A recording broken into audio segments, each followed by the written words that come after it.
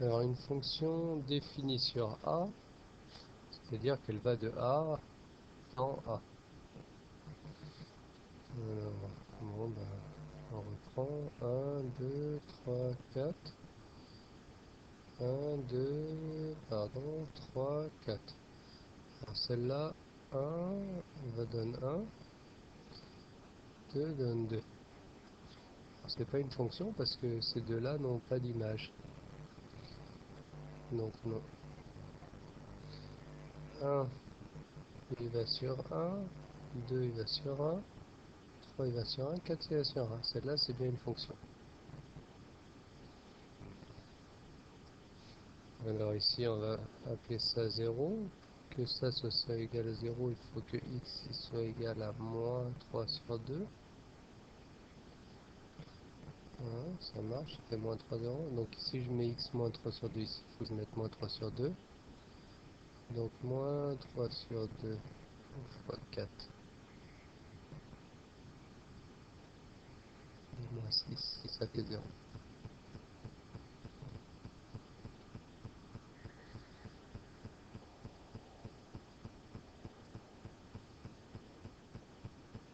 Alors ici, bon bah si c'est A, donc ici, ça va faire 2A moins 1.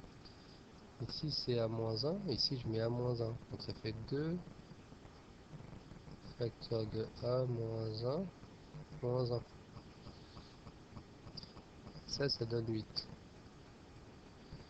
Donc 2 4A, ça fait 4A, moins 1, moins 2, moins 3, moins 4 égale 8.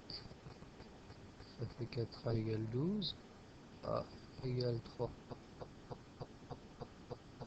Donc l'ensemble A, B, une fonction qui va de A vers B, quelle réponse est vraie? Alors, A est l'ensemble de définition. Oui, ça c'est vrai. Parce que l'ensemble de définition, c'est l'ensemble en fait de départ.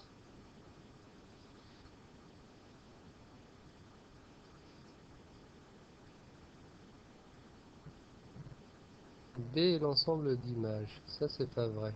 Toujours. B est l'ensemble des valeurs. Mais est-ce que c'est vraiment l'ensemble image? Moins 1 va donner 1. 0 va donner 0. 1 va donner 1. 2 puissance 4 va donner 16. Donc l'ensemble image, c'est seulement l'ensemble, voilà, où il y a des flèches qui arrivent. L'ensemble des images. Vous voyez, 36, ce n'est pas une image. Donc B, ce n'est pas l'ensemble image. Au passage, donc ici, elle n'est pas surjective, elle n'est pas heurtaine. Donc B n'est pas l'ensemble image. F de A est l'ensemble image, oui. Voilà, ça, c'est la définition. Hein. Ça veut dire quoi? F d'un ensemble. Simplement, F, l'image de tous les éléments de l'ensemble A. Bon. Donc la réponse est 1 et 3. 1 et 3. La B. Donc la F moins 1 de 1. Si j'ai X, plutôt X, F de X égale Y. J'ai F moins 1 de Y égale X. Alors ici, si je mets 1, X, comme ça. Donc en fait, on cherche le X qui va nous donner 1. C'est ça en fait. On cherche l'antécédent. Quand j'écris ça, en fait, je cherche l'antécédent de 1. Équivalent à l'antécédent de 1.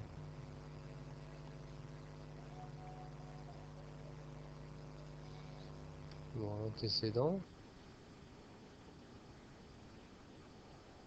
c'est X. Et l'image, c'est Y. Quand j'écris la relation f de x égale y. Ça, c'est du cours. Donc l'antécédent de 1, donc celui qui va donner 1, il faudrait mettre 2 ici, non? X égale 2, ça va faire f de 2 égale 1. C'est bon. Donc ce qu'on cherche, c'est 2. Et va B. Alors les fonctions bijectives, donc on a bir et bir, c'est injectif, c'est-à-dire 1 donne 1 autre différent donne un autre différent, donne pas le même. Par contre, il peut très bien avoir un élément libre ici. Après, vous avez Heurten, c'est-à-dire surjectif. Ça,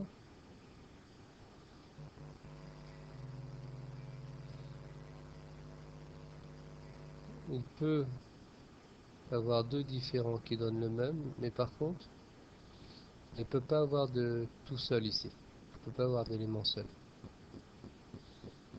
Et ensuite, bir et bir Heurten.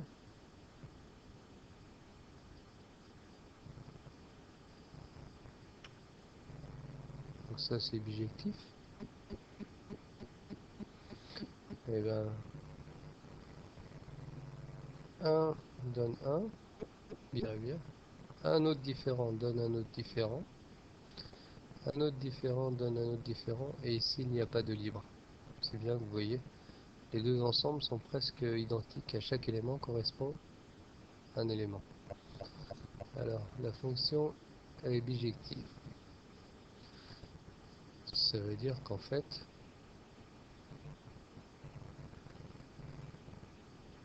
on a ici l'ensemble de départ. Donc 0, moins 1, 2, 3 et moins 2. Puis ici on a l'ensemble d'arrivée. Ici là. Donc on voit bien, c'est en relation comme ça, la Heurten. Parce que s'il ne nous disait pas ça, on pourrait peut-être avoir un autre élément ici qui n'apparaîtrait pas là, qu'on ne verrait pas.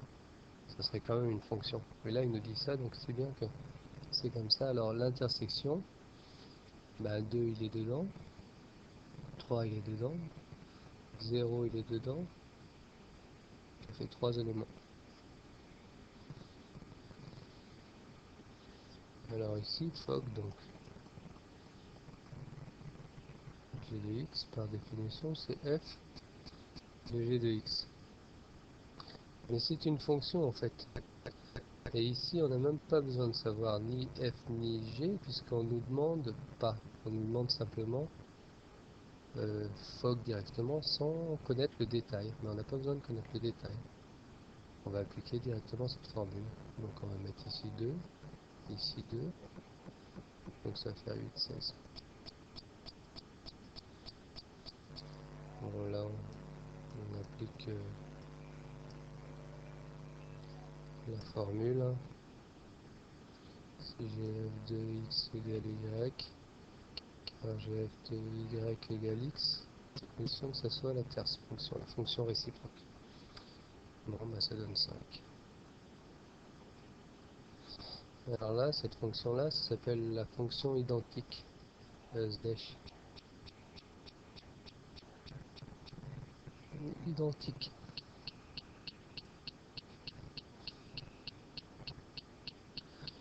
Donc, alors, ça fait f de 4, de f de 4, de f de 4, de f de 4, 1, 2, 3, 4, 5, 1, 2, 3, 4, et encore un coup.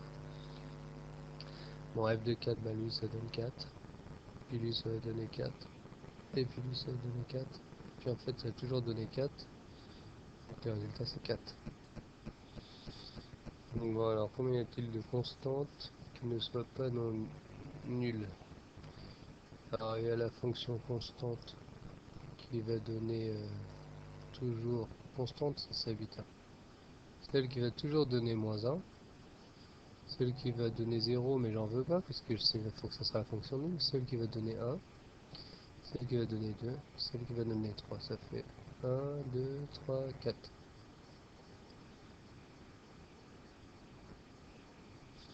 Bon, on veut que ça soit la fonction nulle, donc pour que ça soit la fonction nulle, ça veut dire f de x égale 0, hein, c'est facile. Donc ça veut dire que ça égale 0. Alors, ça fait m égale 1. Et n égale moins 6. Donc le produit, ça fait moins 6. Et quelle est une fonction inverse? Une fonction inverse, en fait, il faut que ça soit une fonction Biré-Bir-Arten. Parce que si, par exemple, j'ai ça ici, vous voyez, celle-là n'est pas Biré-Bir, bah, la fonction inverse, il y a un problème, ce n'est pas une fonction inverse.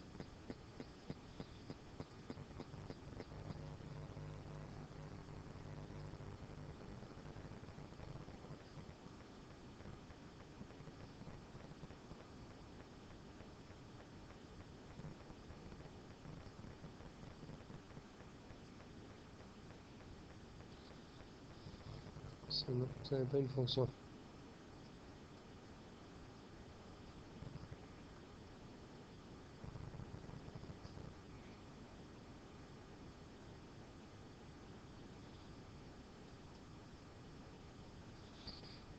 Alors, Bir, 1 donne 3, 2 donne 2, 3 donne 1, c'est celle-là.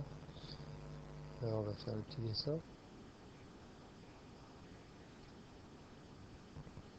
1, 2, 3, 1, 2, 3, 1 donne 3, 2 donne 2, 3 donne 1.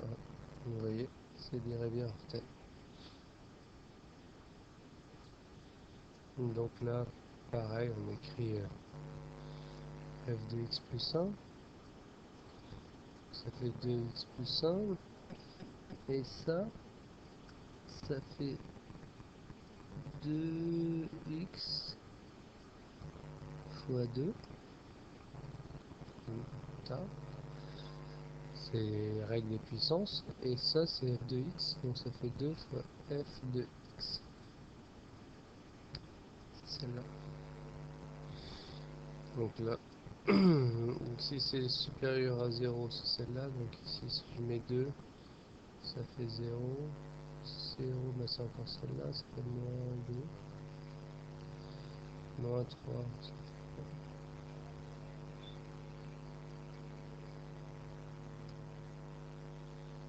moins 5,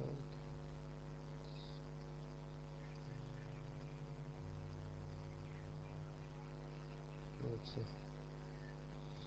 Alors le graphique, si j'ai 2, hop, je lis 4, donc celui-là c'est 4, moins 3, ah bah c'est juste celui-là, 0, 0, alors x0 c'est là, c'est 4, donc tout ça, ça donne 1. Ici, donc bah, je remplace moins 2, ça fait moins 2 au carré, moins 2, plus 3, ça fait 4, plus 4, plus 3, ça fait 11. Donc ici, c'est f de g de 1, plus g de f de 1. Alors, j'ai pas besoin vraiment de les calculer parce que ici, si je veux 1 ici, il faut que x soit 2. Ici c'est 2, ça fait 8. 8 moins 1, ça fait 7. Donc ici, ça fait 7. Après, j'ai f de 7. 7 c'est plus facile, ça fait 49 moins 14, 35. Donc ici, ça fait 35. Bon. Donc pour f de 1, ça fait moins 1. Quand j'ai le moins 1, il faut mettre 0, mais ça fait moins 1 aussi. Donc je trouverai 34. je sais.